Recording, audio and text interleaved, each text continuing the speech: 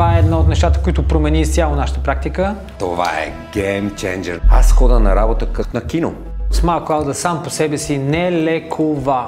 Разбираме още на Smile Cloud ниво, те ще са проблематични пациенти, защото ако не харесат два мокъпа, които ние ги харесваме, приключваме лечението. Ние просто не можем да отговорим на неговите очаквания. Една силна лаборатория може да се превърне в слаба лаборатория, ако не е старателна. Вече зъботехниката категорично е друга професия, не е същата професия, както преди 4-5 години. В днешно време обаче с дигиталното и с предчека обърнахме тотално играта. Това, което е проблема, поне аз като съм бил в миналото на курсове, първия половин до един час, почват да мисля някакви тотални глупости. Това е едно от нещата, които според мен отличават добрите лекции от тези, които са mid-level. Трите най-важни неща, които хората ще научат като дойдат на Journey. Истината е, че само с три неща ще бъде understatement да го опиша. Искаме да ви дадем нещо, което е лесно и точно. В тази ситуация правите това, в тази ситуация правите това.